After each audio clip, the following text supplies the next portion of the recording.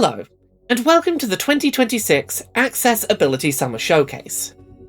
Now entering its 4th year, this event is still the only video game trailer showcase fully dedicated to highlighting trailers for games that have made an effort to be accessible to a wide range of disabled players. I'm Laura Kate Dale, better known online as Laura K. Buzz. I'm a white woman with bright blue hair, shaved short on one side, wearing glasses and a deep blue dress. I know you're here for the video game trailers, so I'm going to try and keep this introduction brief. Over the next 45 minutes or so, you're going to see a bunch of trailers for upcoming video games. Some of them are being made by disabled game developers, and all of them are being designed to be accessible to as wide a range of disabled players as possible. We can't promise that every video game in the showcase will be playable by every person tuning in, but our aim is to make sure that if a game seems exciting, you know up front whether or not you're going to be able to play it. Our hope is that for most of you tuning in, there will be at least a handful of games shown during the showcase that will have the correct mix of accessibility settings and features that you need to be able to play the game upon release. If you want to see most of today's games in one place, organised by accessibility support type, you can check out our Steam event page by going to bit.ly/Summer Showcase 2026. There you'll find demos for some of our games, as well as be able to wishlist any games that catch your eye. Our headline sponsors for this year's Accessibility Summer Showcase are Manycat Studios and TechRaptor. I'll have more information about both of our headline sponsors a little later in today's showcase. Until then, a huge thank you to both of them for their support. The Accessibility Summer Showcase is a non-profit event, and their support has been invaluable in allowing us to once again offer American Sign Language, British Sign Language, and audio-described versions of the showcase. Well, that's enough from me. Let's jump into the game trailers. Hi, I'm Tommy, one of 3 stunning developers from Daydream Gallery, an indie game collective creating extremely cool and unique experiences. Trading Card Inspector is a quirky, hilarious take on the cozy job simulator for a job that doesn't and shouldn't exist.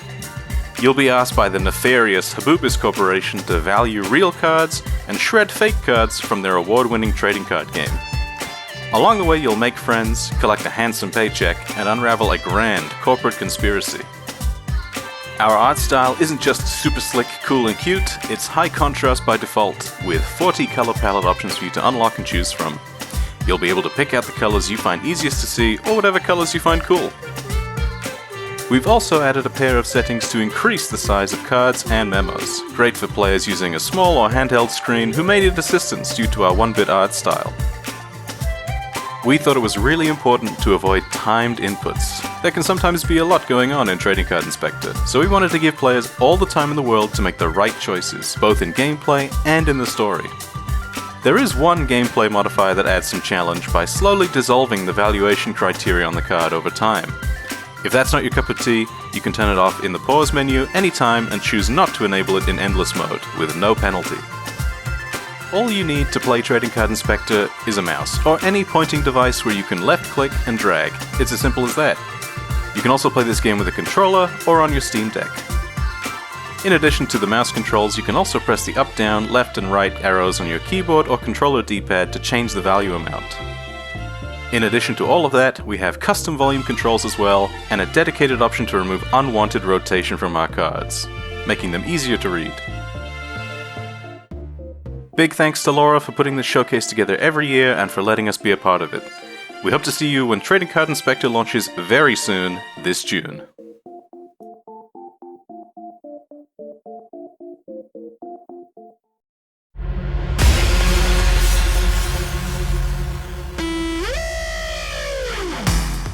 Welcome to Torment Hexus, a game about trying to fix the world, one dead CEO at a time.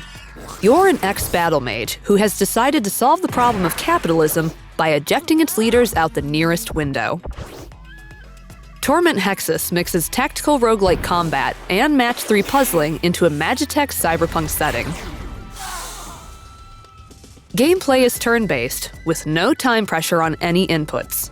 It can be played with a mouse, keyboard, or gamepad, and of course, input bindings can be remapped. Visual effects like scan lines and bloom can be disabled for increased visual clarity.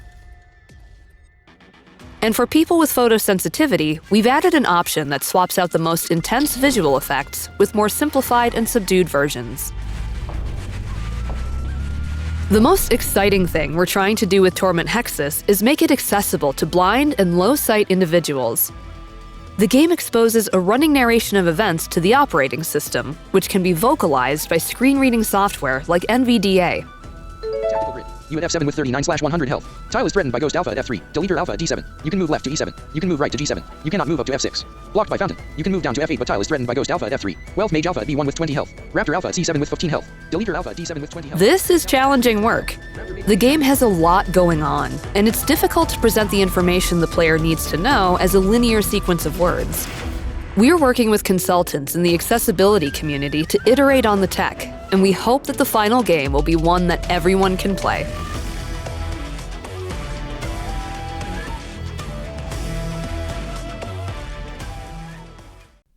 In Colorbound, color is more than just hue.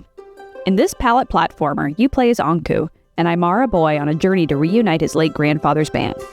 Travel across the diverse landscapes of the Andes, solve unique color-based puzzles, and experience a heartwarming narrative steeped in South American culture. To keep the world vibrant while accommodating colorblind players, Colorbound includes 3 alternate color schemes. The Protanopia and Deuteranopia corrected palettes may be useful to those with red-green colorblindness, while the Tratanopia corrected palette can help with blue-yellow colorblindness. For additional visual accessibility, players can disable camera shake, increase the size of the UI and cursor, and adjust resolution. Colorbound is designed to be approachable for players with limited mobility. Though there are some puzzles that involve timed inputs, they never require button holds or rapid presses. Full input remapping is available for keyboard, mouse, and controller. All mouse inputs can be remapped to keyboard controls, so the game is playable with just a keyboard. There are also presets for one-handed controls, allowing players to comfortably play the game with left or right hand alone. There are no time limits on puzzles or penalties for making mistakes. Most puzzles can be solved in only a few moves. If you ever get stuck, hints are available in all levels. Panpipe Studio, with support from Whitethorn Games, has worked hard to make the game as inclusive and accessible as it can be. We hope you will enjoy playing Colorbound, releasing later this year on PC and consoles.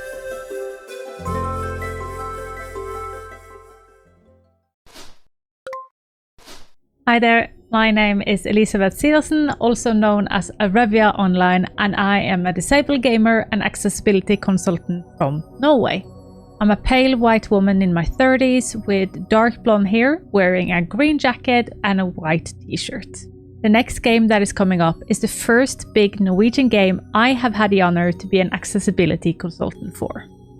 Working with the developers at Megapop has been an incredible experience, both due to their constant want to learn and adapt to new information, and due to their hope of making this the most accessible reef builder out there. From the first time I met the dev team at Megapop, it has been obvious to me that they truly value and understand the need for accessibility in gaming. They have tirelessly met every barrier I have pointed out with creativity, trying to expand what accessibility can be in this genre, while at the same time understanding their own limitation. It was especially impressive to see how Siv, the UI and accessibility programmer, worked with making this game fully playable with both a controller and mouse only, developing an option for on-screen camera control and zoom. And with that, let me introduce you all to the next game made by Megapop and out now. This is Life Below. This is Life Below, a city builder that takes place in the ocean, a reef builder. Accessibility has been a priority for us since the start. The goal is to make Life Below as fun and playable for anyone who wants to play it. That means not just adding some settings, but trying to bake in accessibility into the game itself. Let me show you what I mean.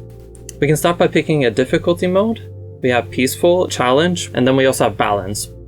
We of course have to add time controls, and most people don't think of this as accessibility, but it allows you to pace the game however you want. We also have some settings related to that, like pausing during critical moments automatically, pausing when the game is unfocused, like when your cursor leaves the screen, or if you're in a very complex menu. We've also added a bunch of tooltips to help you guide through the game. My favorite example is when you're placing down buildings. The coral is red, and it's explaining to me exactly why I can't place it here. We have a few UI settings, like changing the scale here, change the transparency of UI objects, and reduce the motion in case you get motion sick. You can control the camera sensitivity and the scroll sensitivity and a few other motion settings here. Life Below is compatible with pretty much anything that your computer recognizes as a controller, something like a gamepad, but also like an Xbox adaptive controller. But you can also play the entire game with just a mouse, with the on-screen camera control setting, which opens up the game to be played with the eye tracking technologies. We also can't forget about the rebinding menu, where you can rebind most actions, which lets you infinitely customize the way you interact with Life Below. We've also got other motor function-based settings in here, like input cooldown and stamp style multi-selection, and we've been really careful about not adding any QuickTime events or rapid button presses into the game. We are super proud of the features, however there are some things we couldn't add. Text-to-speech and high-contrast UI modes will sadly not be available. The game is also stereo only, so you can't switch it to mono audio. And although we do have difficulty modes, you can't change these in the middle of the game. We felt like that was kind of important to mention. Okay, so to summarize, we have custom time control with unique cognitive settings, UI scaling and reduced UI animations, motion sickness settings. The game can be played with just a mouse, but we offer a variety of control methods, and additional motor settings. We hope to see you in the reef in Life Below.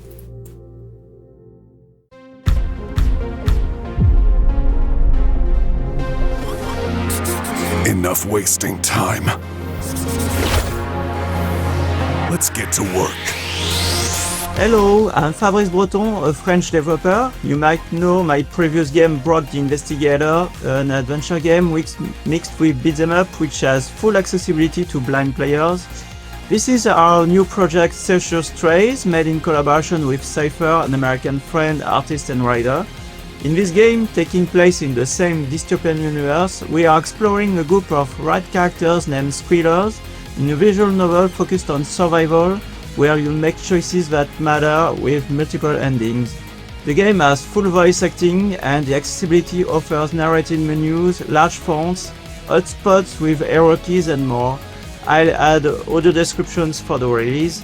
A demo is available on Steam, GOG and itch.io, and I invite you to wishlist Circus Trace on Steam. It's worse than I expected. What? Time's up. There's nowhere left to run to now, Chief.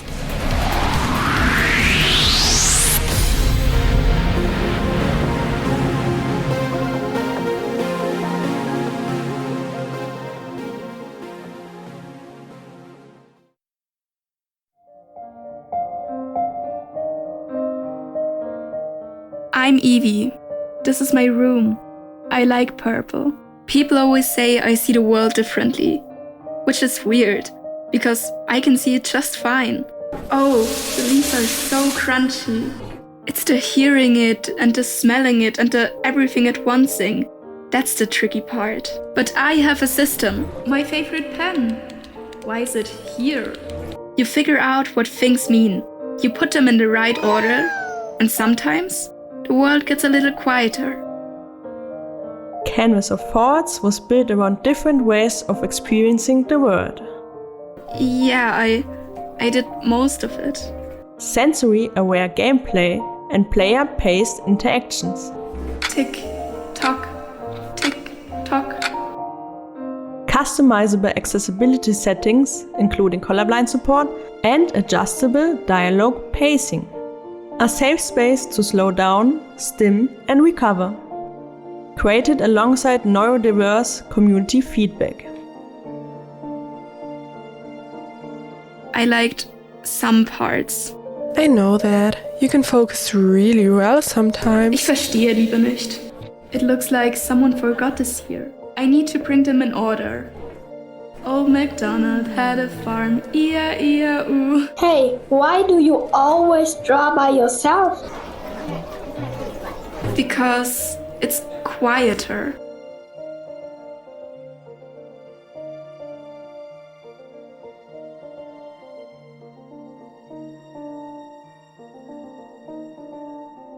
Wishlist canvas of thoughts on Steam.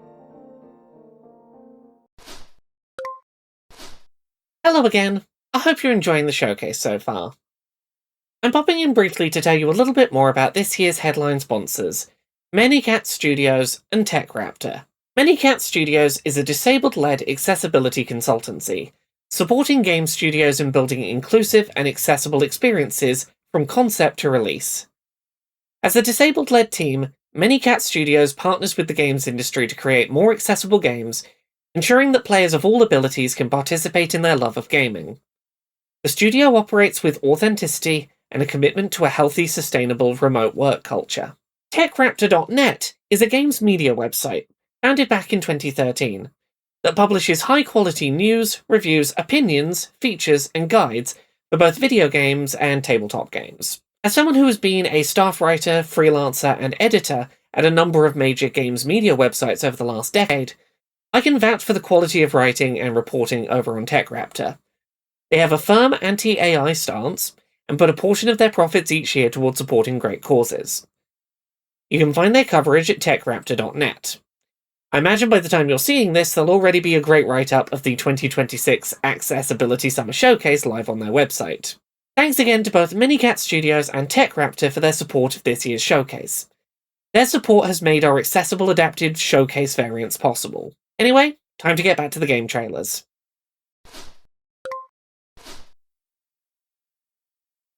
Hi, I'm Yamako, a solo indie game developer, and I make games under the name ./badgames.zip.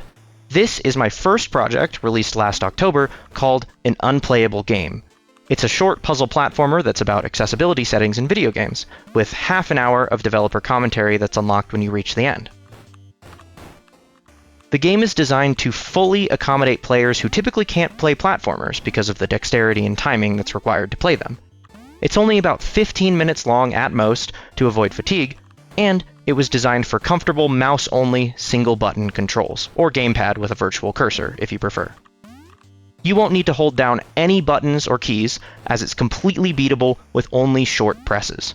You also don't need to worry about dealing with tight timing, even on difficult jumps. There are game speed settings that let you play entirely at your own pace with no timed input whatsoever.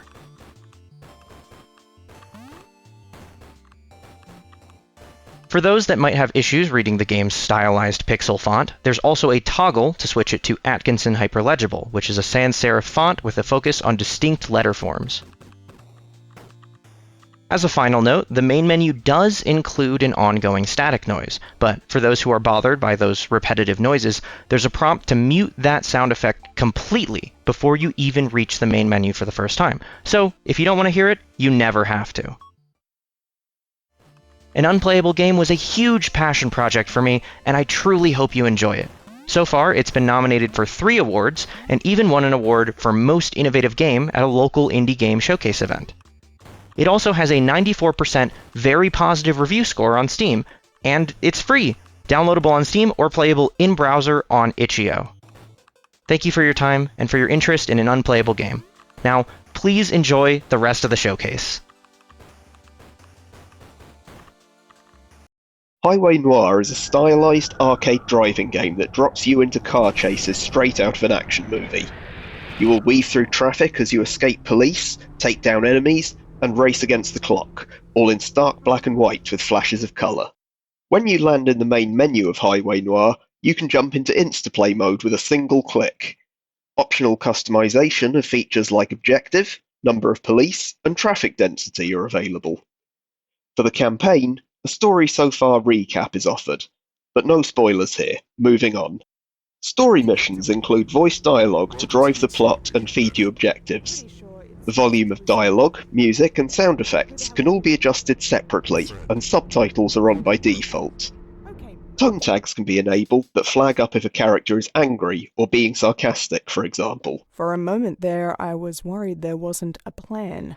Minimalist white text on black fits the neo-noir aesthetic, but it can be tweaked for visibility. There is an option to simply increase the size of all UI elements on screen, as well as a toggle to black text on white. For gameplay itself, Vision Assist will emphasize obstacles and gameplay elements. Objectives, threats, and rivals are always colour-coded, so you know what you're dealing with. The colour codes can be customised for a palette with colour blindness-friendly options.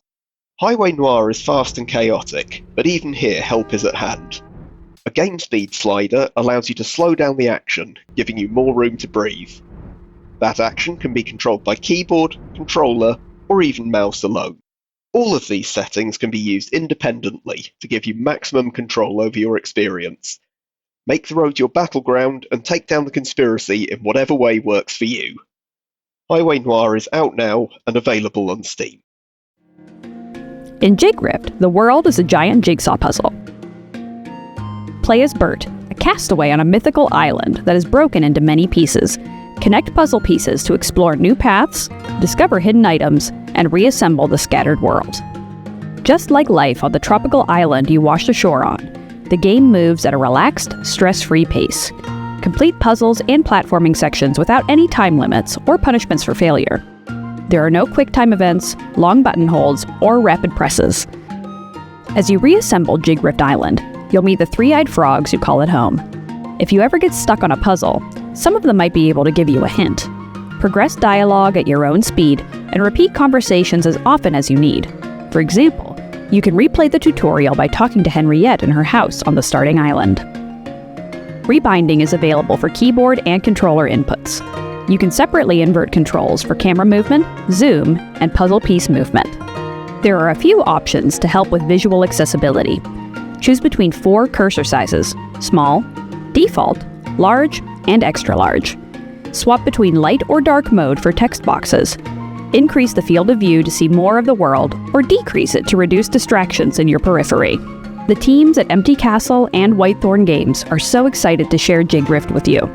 Look forward to the release later this year on PC and consoles.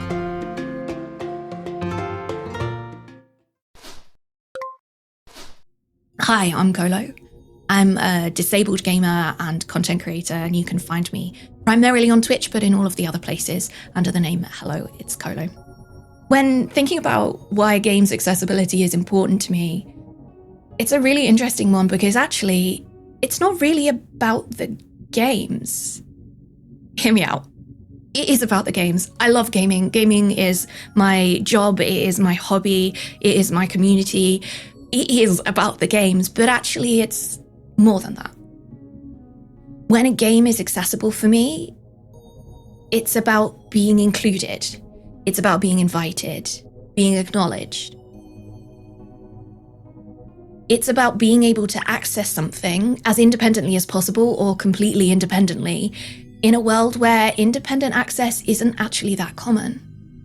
So when a developer adds accessible options, to me, it's important because it's an acknowledgement. It's a recognition. It's a, we see you and we haven't excluded you. And that is worth its weight in gold. Games accessibility is important to me because it allows me to do something independently, to have agency, to belong to a community, and to feel acknowledged. And also to play really cool games. I know at the start I said it wasn't about games, but it's also about the really cool games too.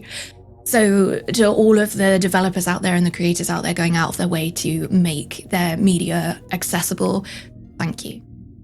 It doesn't go unnoticed. Hey, I'm Talon, and I was one of the judges on the Games for Blind Gamers 5 Game Jam. As all of the previous jams, this one was a blast, and I want to talk you through some of the games that came out of this jam. We had a lot of groups this time around as well, so quite a bit fewer solo developers, which is always great to see. And nothing illustrates this more than the top 2 games that were selected by the judges for the Games for Blind Gamers Jam 5.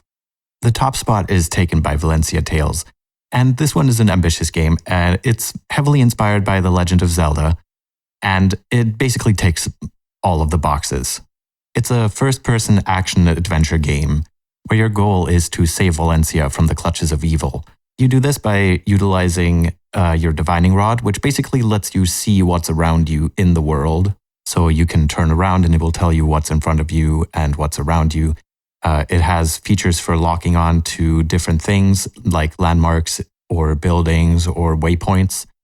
And it also helps you with combat. So it tells you how far away you are from an enemy. And all of these things happen in the game world. There's no separate fighting modality or anything like that. The story is really nice, and there's a bunch of cutscenes, and there are boss fights with different mechanics for different bosses. There are puzzles, small puzzles that you have to solve to progress from one area to another. And for a game made in such a short time, there's a surprising amount of variety in there, together with the music and the area descriptions and all of the dialogue. And it was a very enjoyable experience, and I was definitely surprised to play it as a game made for the Games for Blind Gamers Jam. You know, my chicken finder. Have I never shown you before? It's this rod that helps me find my chickens when they get out. It looks mighty fancy, but I'm pretty sure that's all it does, finds chickens. We tend to not get these kinds of games very heavily, especially not these ambitious kinds of games. But we got multiple of them this year because number 2 in the list is Impulse Response, which is a game oozing with atmosphere and amazing voice acting and a gripping story, which I don't want to spoil too much because I think both of these games are definitely worth playing through. It's a first-person puzzle game, I would say. There's a number of puzzles which get progressively more difficult as you play through the game. And with each one you complete, you unlock more of the story, which is basically told by your characters as you progress through the game. You uncover clues as you go. It's a horror-themed game, so the music and the voice acting and all of the sound effects match that atmosphere perfectly. And this one has a special mechanic where the acoustics of the room are actually modeled in code. So you hear the reverb where the room opens up. You have a mechanic where you can basically clap or like tap your foot, and it will play a click sound, which will then echo through the room and tell you where you can go and where you cannot. Yellow alert. Reactor offline. Okay, shut up. Yellow login success. Engineer Cadence. Quinn, welcome. Please complete health check. Yeah, health check, then I can get out of the cryo room. There's a fair number of logic puzzles in this, and I found those to be very enjoyable. Number 3 in the list is Delver's Folly, and this is quite a different game, but it's no less ambitious. It's a roguelike where you basically navigate through a dungeon. You're trying to find the boss. Every time you move to a different section of the dungeon, you get to choose from a list of 3 rooms, which it could be. A lot of these rooms have different properties and different things that they can do. For example, you can grow things if you have the prerequisite rooms linking to it, or you have a chain which is unbroken to that room. For example, water. You can search for materials in each room or for keys or other things. And there's a lot of variety in this game. This one you can also play for a very long time, and there's a lot of replayability in this. There's also amazing voice acting in this, which gives the game a lot of character. I highly recommend you play this one if you like this kind of game. Number 4 is a game made by one of our regulars, Shift Backtick. In Omega Reach, you explore the universe. You are the curator of a conservatory, and you're tasked with finding instruments and interesting facts about planets and their surrounding space. There's a ton of content here, and you can play each of those instruments. And maybe it also has a dungeon of its own to explore. Some fun little characters, and the writing is definitely very unique and definitely very Shift Backtick. So if you love their games, you should absolutely play this one also. All of the sound design is synthesized in real time, but where most of Shift Backtick's games are first-person games, this one is a little bit of a different perspective. And number 5 is Fourfold Onslaught, a wave-based first-person zombie shooter with fantastic audio and lots of ways to upgrade your character as you play. The sound design in this one is fantastic. Lots of binaural audio goodness, and it definitely gets quite challenging as time progresses. There are so many games in this game jam that I think are worth playing, so I don't really have the time to go through all of them. But some notable mentions, And Then She Slept, which I would classify as a kind of Five Nights at Freddy's style game where you protect your sister from evil monsters and help her to fall asleep. Toasty, which is a fun little card game where you have to make toast and not sandwiches. Tape Memories, where you zoom in on different tracks of different audio to figure out what happened last night, and many, many, many more. We've had 35 entries in total, from maze games to visual novels, reaction games, side-scrolling platformers. Some games were more of a prototype, some were finished. So it was a nice bunch of different things this time around. This was also the first Games for Blind Gamers jam that happened after Godot added Access Kit integration to their games and the editor.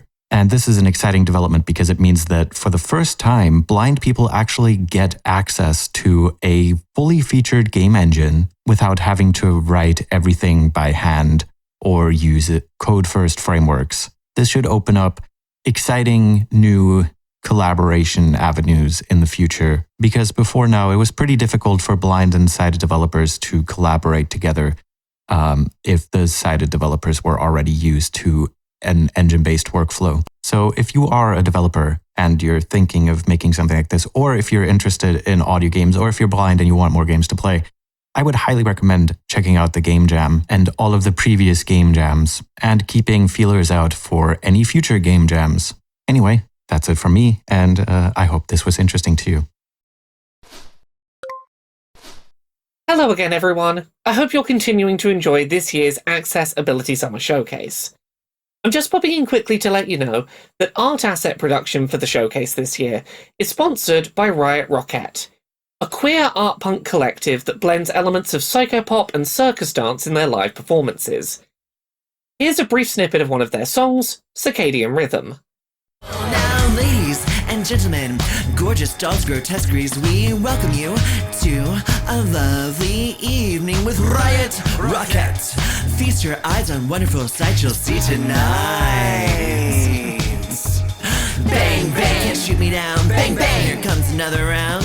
Bang, bang, can't shoot me down. Bang, bang, here comes another round. The carousel it leaps and bounds, and here comes the clown. What you waiting for? Their debut album, Idiot SavantGarde, is out now. You can find a link to it down in the video description. Hello everyone, we are the Ludanio team, and this is us in the game we're currently developing. It's called Super Weird. In this game, you and your friends, or all by yourself, control little robots, and you have an infinite number of them, but they are of very poor quality. They can walk, mine, carry stuff, craft various things, and fight. We are able to improve them, and we can program them, but the robots are of such poor quality that they don't even remember their own program and only execute the single command they encounter. For example, to mine, or to carry wood, or to use various items we've made for them. And this is how we build our massive automated system in a fragmented world. We're rebuilding it piece by piece, and these pieces are locations where we can discover new resources, advanced technologies, and even fresh sources of robots. In the end, our system can help us defeat the main mega robot. That's why our system needs to be reliable and efficient. We want the world of Super Weird to be open to everyone, and to make it happen, we're focusing on these accessibility options. The interface is easy to adjust. You can increase menu contrast or choose a color profile that best fits your vision. To help you stay focused, the cursor and tooltips can be scaled up, so important details are always in clear view. Neutral speech synthesis is available for interface and dialogues. Upgrade yourself. Let's show those tin cans they're not any better than living beings. You're free to choose the most comfortable look for your hero. Every color scheme is designed to be easily readable in-game. Controls are fully remappable, and instead of holding down buttons, you can simply set your direction with a single click. Everyone is welcome in the world of Super Weird. Let's build it together. Hey everyone, I'm super excited to tell you a bit about Hurdles, our Spyro and Zelda-inspired adventure game where you play as a magical dog. We are a small team of 3 people at the core, and the hero of our game is actually inspired by my real-life companion. From the start, we wanted accessibility to be part of our design philosophy, instead of something we only think about at the end. One conscious choice we made was to keep the controls consistent throughout the game. You do not level up or unlock new powers. Instead, You rescue magical creatures called hurdles, and they give you contextual abilities while keeping the control scheme the same. They let you bounce, glide, break walls, swim up waterfalls, and more. New hurdles open up additional paths through our world, and they allow for all sorts of emergent gameplay. There are always multiple ways to progress, so where you go and what you choose to do is completely up to you. We also have puzzles in our game, but if a puzzle does not work for you, we do not want that to be a barrier. You can get hints, disengage easily, or use options including auto-solving the puzzle. There is no combat or death in hurdles, so if you miss a jump and fall down, you do not just respawn at the top and have to try again. Instead, you continue on your way and you might even discover something new, something you might have missed if you had made the jump. Speaking of jumping, we added options like platform snapping and ledge guard. For some players, these can make platforming less frustrating, and for blind and low vision players, options like these can be essential to making the game playable at all. We already have a lot of accessibility features in the game. Things like a high contrast mode that lets you define the colors, but also sliders for brightness, contrast and saturation. Options that let you play one-handed, or give you more control over character mechanics like changing how jumping or running works. Other options help with different types of motion sickness. We generally try to provide as many ways as we can to let you customize the experience to your needs. One of our favorite features is that everything that is a toggle in the options menu can be mapped to a button. So for example, if you only need high contrast in certain situations, you can bind it to a button. Then you just turn it on when you need it, do the thing, and turn it off again afterwards. We want accessibility to be accessible during play, not hidden away in menus. Starting today, we are running a closed playtest with a focus on accessibility and would really appreciate your feedback. You can sign up now at playhurdles.com. The website also has a list of all current accessibility options available in the game. If Hurdles seems interesting to you, please consider wishlisting and joining our community. Frame of Mind, A Game of Thoughts, plays with inclusion, representation and accessibility. It's made by me, a disabled developer, to share some experiences and insights. You can expect easy controls, light mechanics and heavy topics. Frame of Mind has you discover a totally typical girl through finding mementos, listening to memories and making decisions that don't really have good answers. If that sounds difficult, maybe you can relate to her struggle, and perhaps even benefit from one of the aids you can find as you go through her room. I don't want to take that challenge away from you, but I do want you to make informed decisions about your own mental health. The premises and topics of the game are described in detail, so you can read up on what to expect.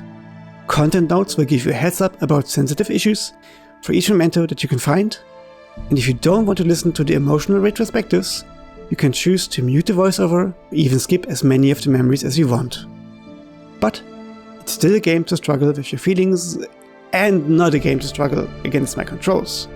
So by design, it's very accessible for players with motor disabilities.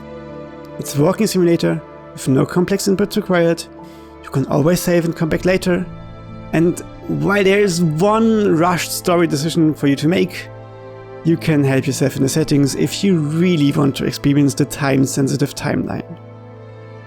In terms of sensory accessibility, I ensure legibility through good fonts, good contrast and proper scaling by default. If you need more control, you can adjust audio levels, reduce motion overall, reduce gesture head bobbing, apply high frequency filters, and if my selection of legible fonts doesn't meet your needs, you can just use one from your system configuration instead. Sadly, some of my original plans, especially full screen reader support, a simplified control scheme and closed captions, did not yet work out. But you can play the game blind with an assistant and all important dialogue is always displayed via text. It's an imperfect game with an imperfect character by an imperfect developer. But hey, it's on theme and I'm honest about it. An extensive list of supported features, planned features and known issues is linked on our store page.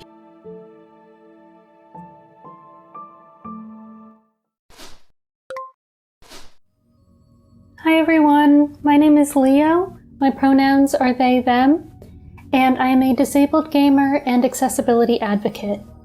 Gaming accessibility is important because everyone should be able to access the self-care and social benefits of gaming.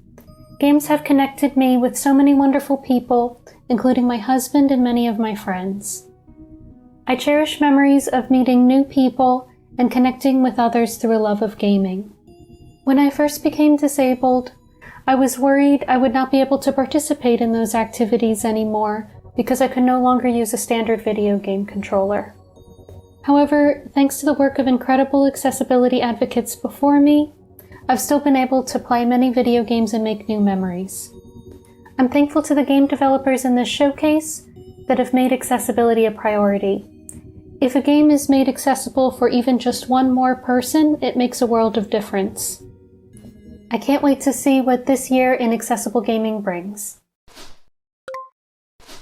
Hello again, I'm Yamako, and I'm a solo developer making games under the name /badgames.zip, and this is Peacewise. It's my second game, and I tried to keep it pretty simple, just a daily puzzle game where the puzzles change every day. Though puzzles might be a bit of a stretch, the goal is to put each of these shapes in its matching slot, and gameplay-wise, you've got two hands to work with. That's where the skill expression, or skill ceiling, or whatever, comes from. Now, there's quite a lot of shapes and quite a lot of slots, and you've got limited time to get it done. And only your first try each day will get ranked on the online leaderboards.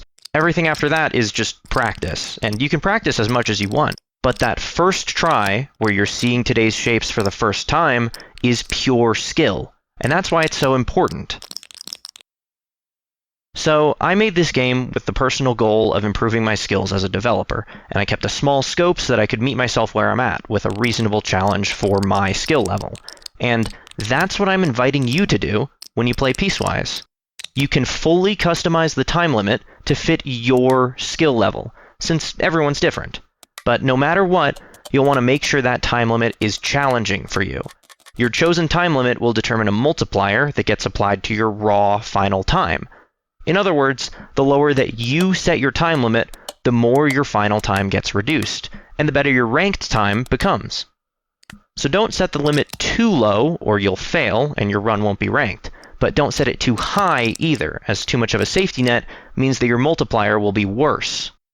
So instead of me making static difficulties, each player gets to set their own level of challenge, and you're encouraged to make it as hard as possible to get the best times.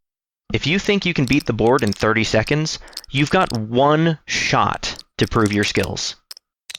There are daily online leaderboards for each board in the game, if you like competition, but they're not really the focus. There's a full records browser for you to track your own personal skill improvement, and in the full version of the game, I'll be adding bonus modes for even more offline content. And finally, let's talk accessibility to round things out. Aside from the flexible difficulty, the game's colors are calculated to always guarantee high contrast, even though the colors change daily. On the topic of visuals, you're also able to turn off the floating shapes in the background in case that constant movement back there causes any kind of motion sickness. It'll instead be replaced with a static, solid color background. There's also an alternate toggle-based control scheme for players who might have trouble holding down the buttons, and, of course, an alternate font if you don't like the pixel text.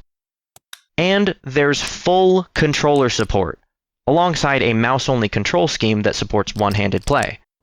It's a simple game, but I'm really proud of it. I had a great time making it, and I hope you like it. The demo is out now on Steam, with an itch.io web build coming soon, and the full game releasing soon after that.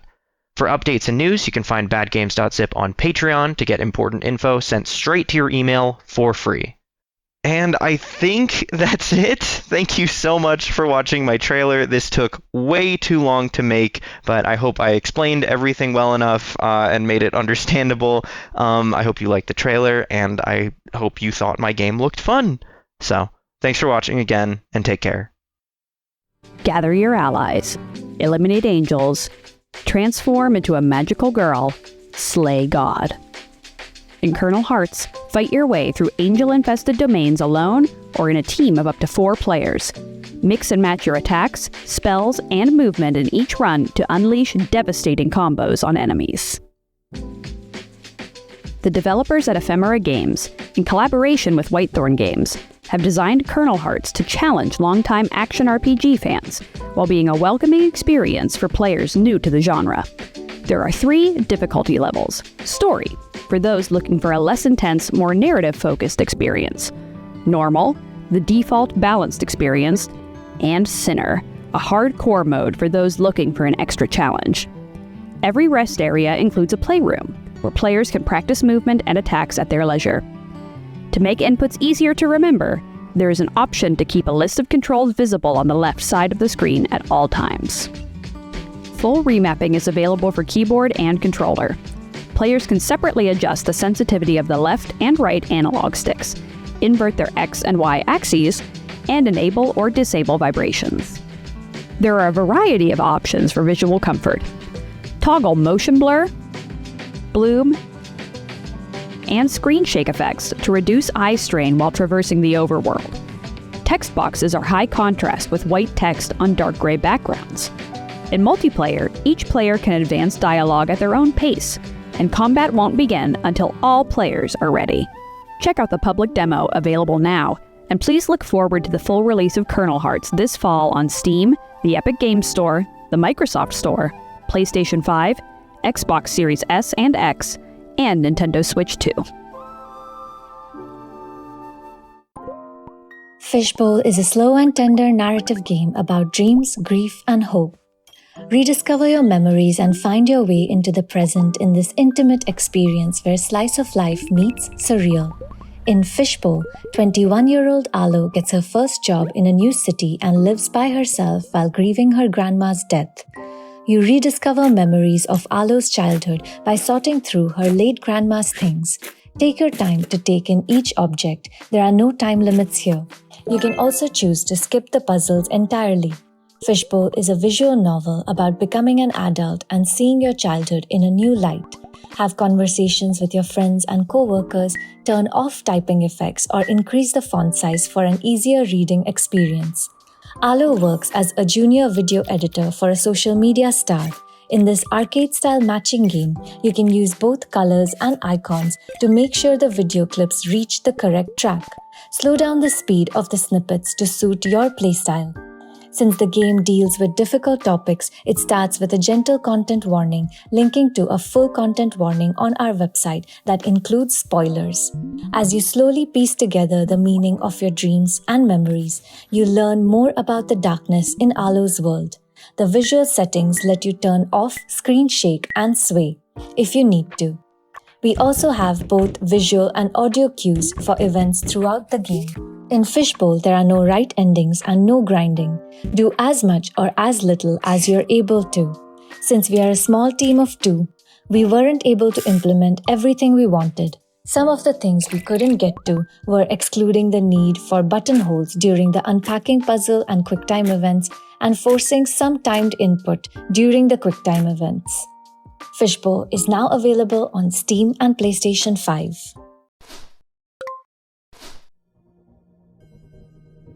Hello everyone, I am Sightless Combat, award-winning multi-credited accessibility consultant and gamer without sight, as well as accessible gaming officer for RNIB, that is Royal National Institute of Blind People, the UK-based sight loss charity, and I am honoured to once again be returning to introduce a game at the Accessibility Summer Showcase.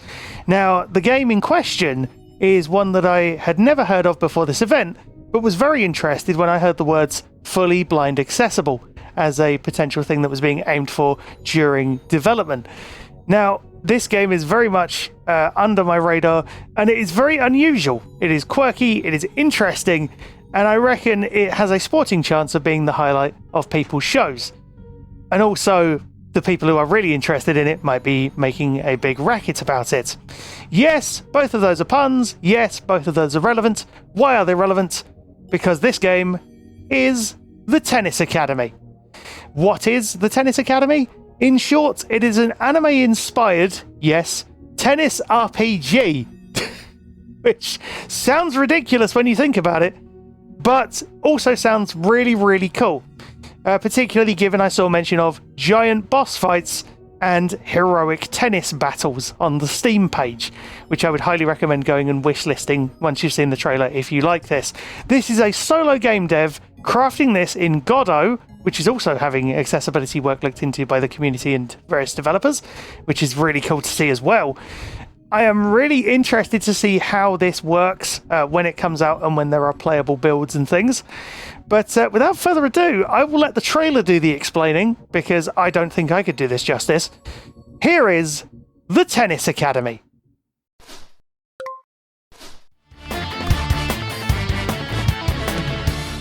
Welcome to the Tennis Academy. Hi, I'm Rob, the solo creator of the Tennis Academy, an RPG early in development.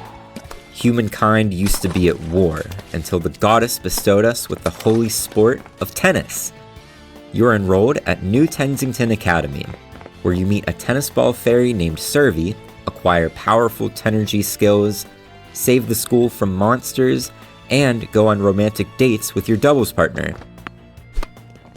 My goal is to make the game completely blind accessible, meaning a blind player can play the entire game without needing a sighted player for help, and have just as much fun playing as well. If I, as a solo developer, can do this, then AAA has no excuse. To accomplish this, I'm implementing a swath of accessibility features I'd like to share with you all. The first feature for navigation is a virtual cane.